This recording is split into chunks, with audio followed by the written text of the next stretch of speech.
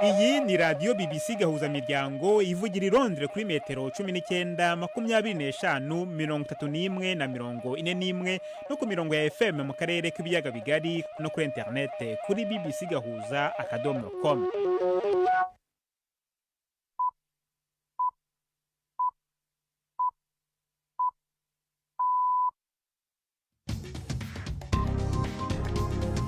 Ubu ni saa 10 ku isaha mpuzamahanga ya GMT, ni saa 12 ku isaha yo mu Rwanda no mu Burundi. Muri studio muri kumwe na Jacques Niyitegeka.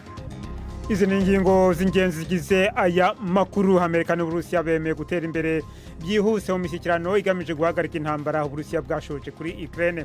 Mu Rwanda hakomeje urubanza rwa Mico Myiza Jean Paul ukurikiranyweho ibyaha bya jenoside. Igisirikare cya Israeli cyavuye mu mirenge mu majyepfo ya Libani, ariko kivuga ko kirekerayo ingabo ku birindiro bitanu biri ku misozi mu majyaruguru y'umupaka kugeza igihe kitazwi. Tubafitiye n'ikinamico urunana mwiriwe mwese, ikaze muri aya makuru yo kuri wa kabiri. Turi ku itariki ya 18 z'ukwezi kwa kabiri.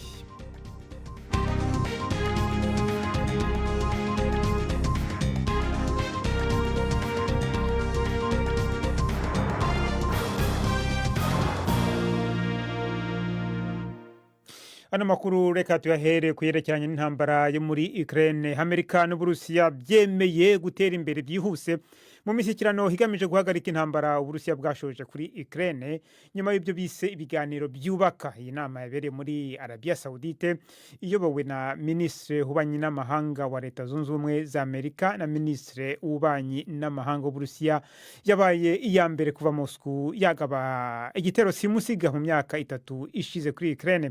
Marco Rubio yavuze ko intego ari ukurangiza intambara mu buryo buboneye, butabogamye kandi burambye. Impande zombi zemeye guharanira kugarura byimazeyo umubano ushingiye kuri za ambasade.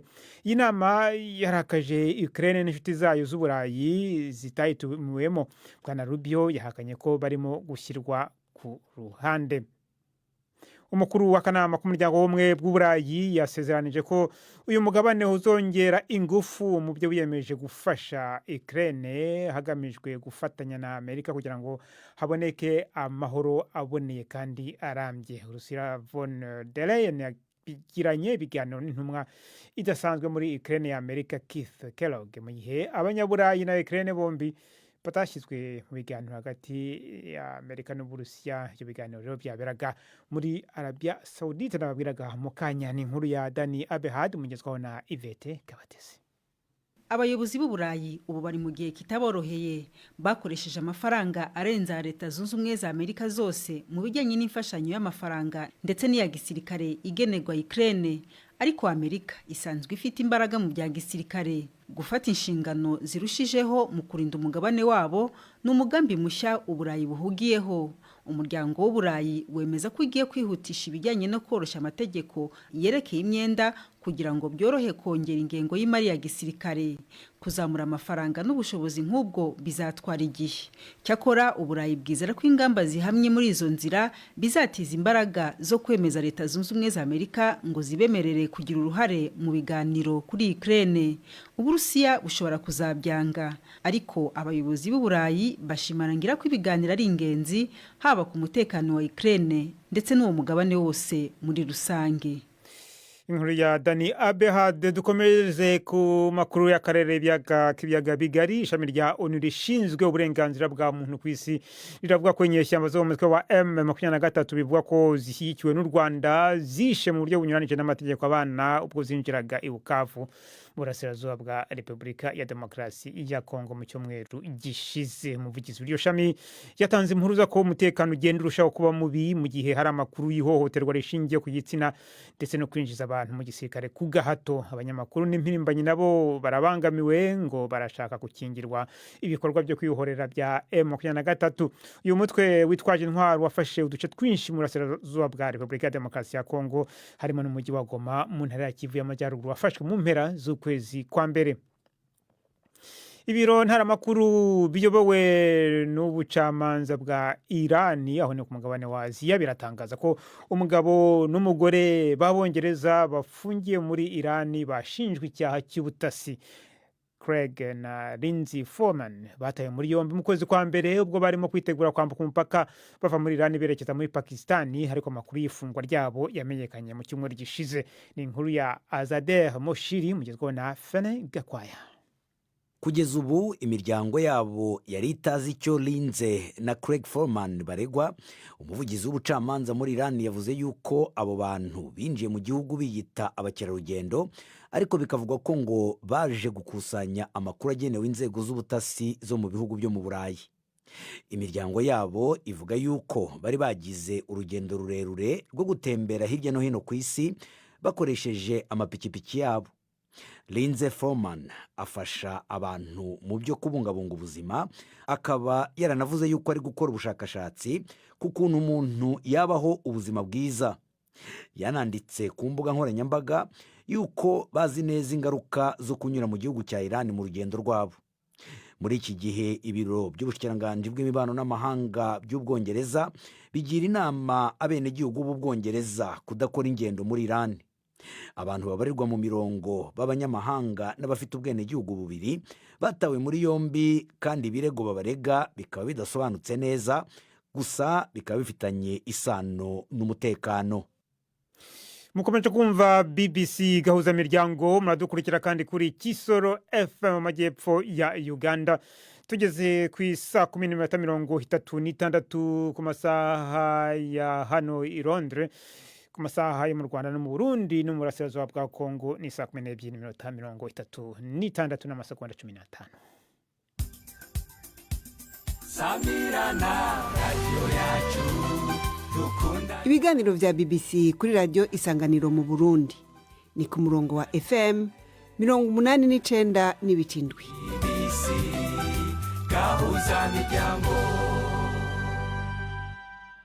Tunyarukire muri Sudani. Umuryango w'abibumbye wihanangirije ko kudahana byashinze imizi muri Sudani biri mu gutuma hiyongera ibikorwa byo kubangamira uburenganzira bwa muntu muri icyo gihugu. Umukuru w'ishami rya ONU rishinzwe uburenganzira bwa muntu ku isi Volker Turk avuga ko impande zirwana zikomeje kwibasira abaturage hirengagijwe amategeko mpuzamahanga. Y'amagambo yavuze mu gihe hari amakuru avuga ko hagabwe igitero cy'iminsi 3 mu majyepfo ya Khartoum, aho bivuga ko inyeshyamba za RSF zahitanye abantu barenga 200. Ingabo za Sudani zo zirwana n'uyu mutwe wa RSF zivuga ko umubare wabishwe uri hejuru cyane. Iyi ntambara yo mu gihugu imbere imaze amezi 22 imaze guhitana miliyoni z'abaturage, nako yatumye miliyoni z'abaturage bava mu byabo ku buryo benshi ubu bugarijwe n'inzara. Dusubire mu karere k'ibyaga bigari tujya mu Rwanda, aho urubanza rwa Mico Myiza Jean Paul rukurikiranyweho ibyaha bya jenoside rukomeje mu rugereko rwihariye rukurikirana ibyaha byambukiranya imipaka mu mujyi wa Nyanza. Abatanze ubuhamya bose bashinja Mico Myiza kugira uruhare mu kwica abatutsi mu mujyi wa Butare. Mico Myiza yoherejwe mu Rwanda n'igihugu cya Swede mu mwaka wa 2022 ngo akurikiranyweho ku byaha bya jenoside. Ibyaha we aburana ahakana. Umunyamakuru wa BBC Yves Bucyana yakurikiranye urwo rubanza, adutegurira inkuru ikurikira.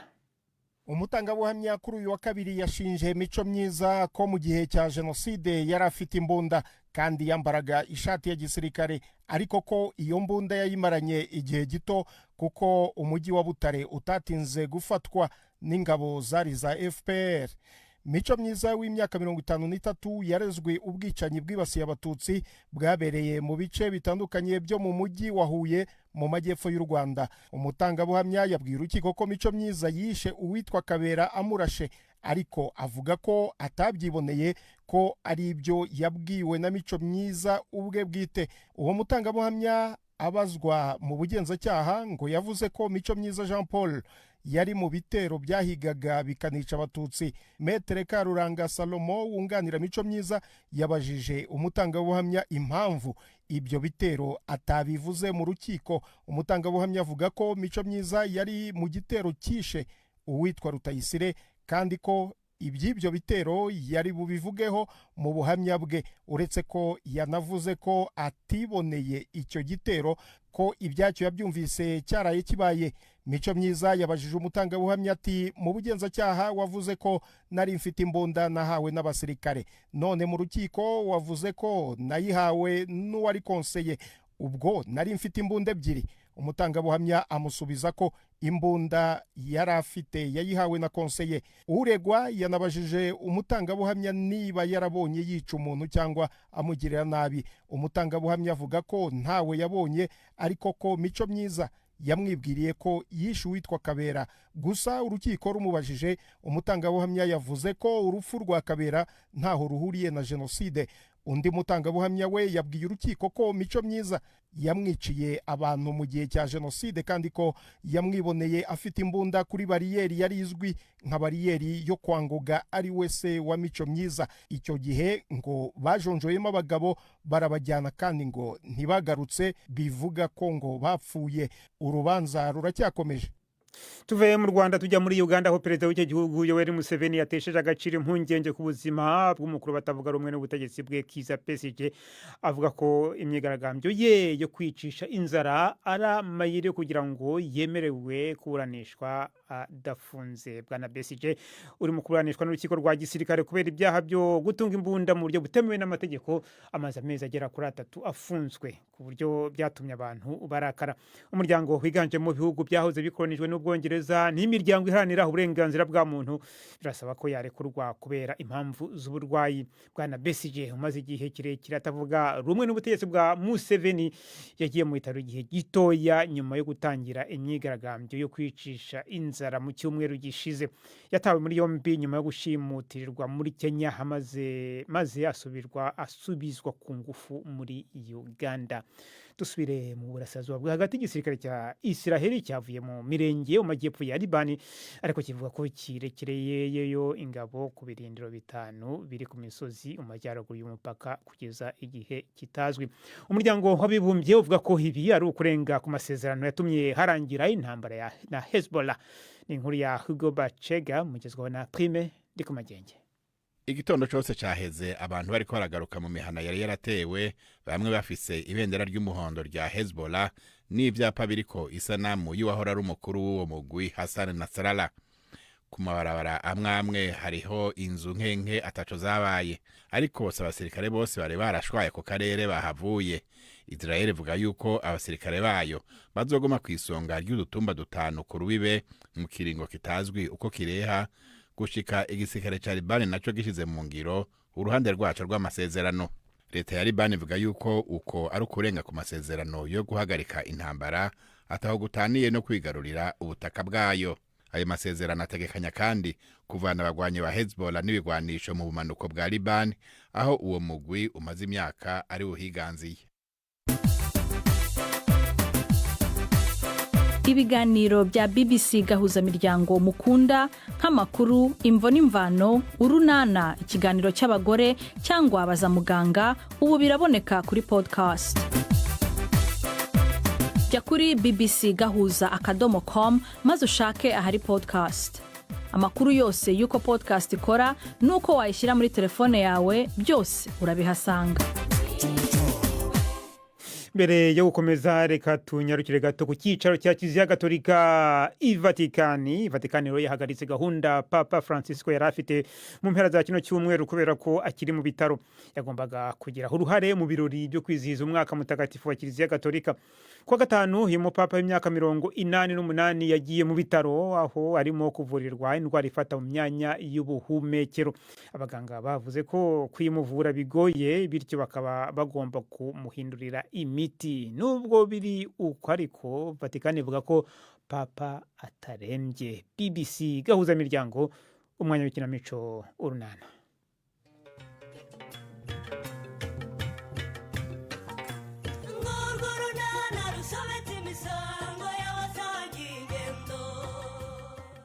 Sori ntabwo afite yari amakuru ashyushye. Patrick yungu ibyabaye kuri Obama yabikuyemo isomo rikomeye. N'urunana. Ese ni wowe Sori? Waramutse neza? Aha, nakomanze, nahamagaye, naramukije reka da. Sha nari mu cyumba nisiga niyo mpamvu ntakumvise. Ariko rero mfite ideni ry'amakuru. Ideni ry'amakuru agenda ate? Mva kuri Saint Valentin rero natinze kuryama ntegereje ko nibuze unzaniye amakuru meza ndaheba. Niba hari umunsi wa mbere mu binubu. umunsi wakubereye nabi kubera iki se? kuko naguze impano zitandukanye nkoresha ururabo rwiza rumpenze yewe ndutumiza no mu mujyi ngiye kureba Chris ndamubura. Mana yanjye, kandi mbizi neza ko Chris ari Nyarurembo Leya. Arahari ariko ntaboneka, yariburishije ku buryo n'ururabo namukoreshereje nturureba saho ngaho mu ndobo ko rwangiritse. Ariko rwari rwiza we, yewe we, amakuru ngufitiye rero aragurwa Leya, si ugupfa kuyakubwira gusa. Yesu we, aragurisha. Umfitiye amakuru arebana n'iki suri? Erega wa mwana we ntacyo ntakora ngo nkurwaneho uzegukana uriya musore. Ubu rwose cyatumye hagarika ubukwe bwe narakimenye neza. Yambwire sori nawe urakoze n'ukuri ngo byagenze bite? Umusore yamenye ko rumara inkwi yafunukuwe kera, ahita avuga ati toka kure. Ngo iki? Chris yapfuye kumenya ko Nyensi yabyaye, ahita yisubiraho. Sinari narabikubwiye ariko ko umusore mwiza uzi icyo ashaka nka Chris atakwihangika. Mana we, ninde wananze kubimubwira sori? Umva, ubabimubwiye ntubimbaze. Icyo nzi cyo nuko yahise abishingukamo umusore muzima ati nzambara umwenda nifunukurije mu iduka. Koco! Niyo mpamvu rero nkubwira ko igihe hari iki rwose rero ubyumve. Izo mpano waguriye umukunzi wawe zifata uzimushyire disi ndakwinginze kandi ubu ngubu baragukeneye cyane mu gihe nk'iki. Kandi ubona ururabyo rwiza nari namukoresheje rwarangiritse sori. Ntiwambwiye se ko wari waguze impano zitandukanye? Uzimushyira umubwire ko rwose ari ikimenyetso cy'urukundo umukunda. Leya, impano ni ikintu cy'ingenzi mu rukundo bimenye wa mwana we.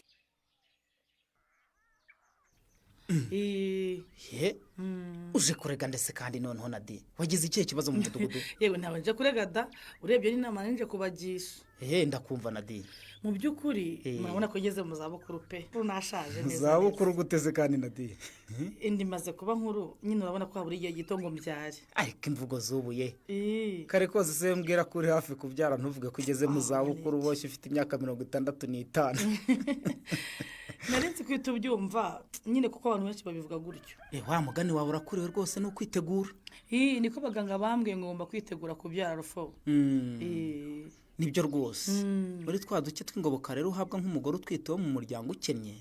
N'utwo ukura mu bucuruzi bw'amandazi uzagerageze kwitegura. Nibyo ko maga inkunga y'ingoboka kandi nagerageje kwikoresha neza. Nkabona indyo yuzuye, nkita ku isuku, yewe nanakuyemo igishoro kugira ngo nyine nkore ayo mandazi umbwira. Ariko ubushobozi bwanjye bwabaye buke cyane cyane rwose. Kandi icumbi mwanshakiye igihe cyaryo kiri hafi kurangira. Haryo ubu n'amezi ari hafi kurangira rufo. None se muyobozi ndabatakambiye rwose ngo munsabire banyongera andi mezi 3. Ngo muyobo ayo mezi 3 bayanyongeye byamfasha cyane pe, kuko nagerageza gukomeza gucunga neza ingoboka mpawe nkitaho n'umwana wanjye hanyuma yazanashira rwose mbonye uko nikodeshereza. Sibyo muyobo? Nadine subunda gusubiza iki koko ko atari nge ufata umwanzuro. Ese ubundi telefone wagize bite busho? Ariko Patrick wagiye ureka koko. Telefone se ufune ko wagira ngo nayiruho bakawa muhungu we. Owe nk'umutekinisiye shakisha impamvu idafata umurongo naho ibindi byihorere. Cyakora niyo umufundi koko. Aho nyine yikore. Mbega ivumbi ririmo. Rebe kuntu yakomaguritse wagira ngo bwira yituye hasi inshuro tabara. Ahubwo se busho.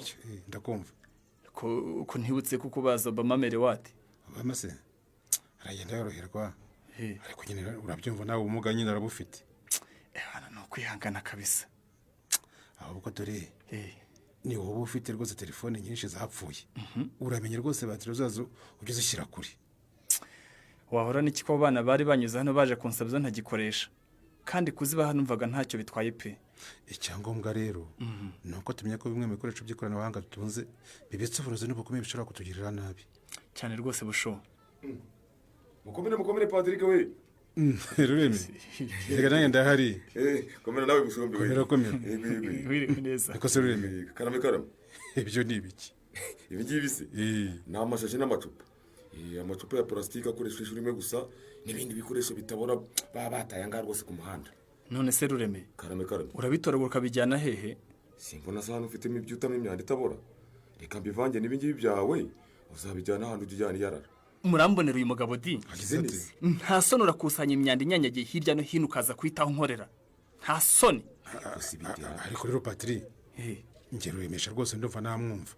Guteze niba sayisanze itagomba kuba kandi yari kuzatwarwa n'amazi ikangiza ubutaka cyangwa abana bakabitoragura bakaba babikoresha bikabagirira nabi ubu nakoze koko aka ni agasuzuguro nta gasuzuguro karimo rwose ubu ikintu cyitwa ishashi purasitike n'indi myanda yangiza ibidukikije ni umwanzi wanjye mbabaruka amvade hanyuma senge batira telefone yasigiye umwana wanjye ubumuga ubwo urumva nayivugaho ikirureme yego disi ko nanjye rwose ubu ngubu wandangira wonje burya imyanda nk'iyo ngiye ifite ubumara namushimira cyane ariko rero mwabagabo mwe ndumva ibyo muvuga ari ukuri pe gusa twe nk'abaturage ntidufite icyo tubikoraho ariko nungutse igitekerezo ubazavuga mu nteko y'abaturage se tukareba ko aricyo badufasha gutinda ni bibi njye ndumva uhamagara umuyobozi rwose akaza tukamubwira icyo kibazo bakadushakira umuntu rwose ubisobanukiwe neza akaza akatubwigisha uko twakwitwara n'icyo twakora rwose kugira ngo iyo myanda ive mu baturage rwose kuzikora ibyo ubwo muzi ibitelefone mfite ahangaha byapfuye ba nyirabyo baza gukoresha bikananirana ngaho anyensa bibonye sinamukira nta kibazo rega muyobozi nayibonye rwose ko nasanze muri mu nama ni ngombwa ko ngusaba imbabazi kuko nagutindije cyane arufo kandi rero ndanagushimira cyane njyewe se ko nakoze iki muyobo yewe uri mu bayobozi b'imidugudu bitanga cyane ugatangira nk'amakuru ku gihe umudugudu wa Nyarurembo mba nizeye ko rwose umeze neza nko mu bikorwa by'isuku mitiwere kugenzura ko inkunga y'ingoboka ihabwa abaturage bo mu miryango ikennye ikoreshwa neza ibintu nk'ibyo rwose mukomerezaho ahubwo rwose wagira ngo wamenye icyanzanye ntarakivuga giti nibyo se rufo cyane rwose unzanye hano n'umwe mu baturage banjye uri mu bahabwa inkunga y'ingoboka ihabwa abagore batwite n'abafite abana batarengeje imyaka 2 bo mu miryango ikennye ntumbwire ko yayikoresheje nabi none umwana we akaba ari mu mujyanama w'ubuzima amaze kuvuga bafite ibimenyetso by'igwingira rufo oya uwo muturage rwose namutangira ubuhamya ko akoresha inkunga ahabwa neza yitwa Nadine ndiko ndakugoye ntabwo wakwibuka abaturage bose batuye mu kagari ndakugoye cyane rwose hari abo umenya rufo nk'abahora mu makosa se wabayoberwa abafite ibibazo bitarangira se bo bahora baza hano kuregana abinangira kuri gahunda n'amabwiriza bagomba kubahiriza se ubwo urumva abo twabayoberwa koko yewe nanjye abo mba mbazi kurusha abandi Nadine wose ko numva yitwara neza afite ikihe kibazo erega uramuzi uyu ntabwo wibuka umubyeyi twakuye ahantu he mu kizu kituzuye kitagiraga abantu kiri ahantu habi yari yararembeyemo hanyuma ubuyobozi bukamushakira icumbi uzi ko mwibutse uramuzi uwo nguwo rero Sedo niwe ukurikirana ikibazo cye ngira ngo mwavuganye se niwe umbwiye ngo nze kukureba okay nkuko nabibabwiye rero umuturage rwose inkunga y'ingoboka ahabwa agerageza kuyikoresha uko yagenwe yatangiye rwose no kwikorera agashinga koroheje bakora amandazi akayacuruza nubwo atwite inda nkuru rwose biragaragara ko amaze kunanirwa ndakumva rufo amezi yahawe yo gucumbikirwamo rero ararangirana n'uku kwezi sinuva se gerageza kwikura mu bukene nk'uko tubyifuza rufo nibyo rwose ariko nyine aracyafite ikibazo guhita abona ubushobozi bwo gukodesha inzu kandi ari nabwo akibyara mu by'ukuri ni nko gushyira uwo mwana agiye kubyara mu bibazo kandi twari twakoze uko dushoboye rwose ngo tubimurinde none se mu by'ukuri rifuza ko tumufasha iki nabasabaga ngo muvuganire ku babishinzwe Nadine yongererwa igihe aho yacumbikiwe abyara ashakisha uko akora kandi rwose nkurikije ubushake afite bwo gukora giti amezi 3 yajya kurangira rwose yabashije kwifasha rufo karame giti abantu bagomba kumenya ko ubuzima bwabo ari inshingano zabo mbere yo kumva ko ari iz'undi muntu wari we wese urabyumva ndakumva bagashishikarira gukora kugira ngo biteze imbere aho gutega amaboko gusa urumva ko atari bibi koko kumenyereza umuturage gutega amaboko aho kugira ngo yigire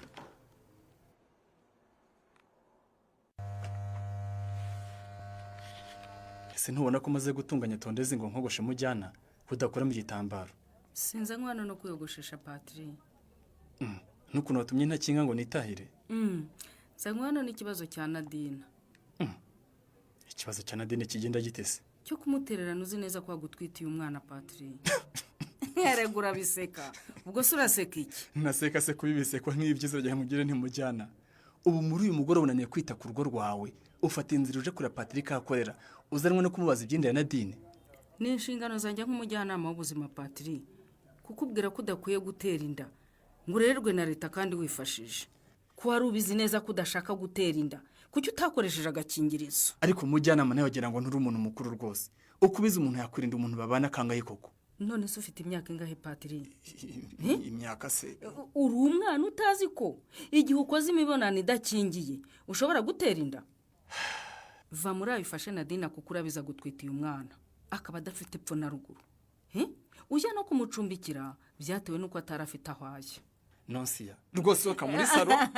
Ukuri kuragukorogoshoye rero. Uvuze amagambo menshi none genda nigende rwose. Patiri n'iki ariko urakina n'ibyo utazi. Tekereza Nadine aramutse abyariye mu buzima bubi umwana wawe agapfa imfura yawe ikabura ubuzima azize imibereho mibi ubwo ariko rero wa mubyeyi none ndumva uzanyemo ibyiterabwoba. Nawe se burya urabugira ntiwatererana amaraso yawe Patiri kuko uriya mwana nabura ubuzima azize kutitabwaho igihango cy'isano y'amaraso nikitaguhitana uzangaye. Si ngaho nibereye.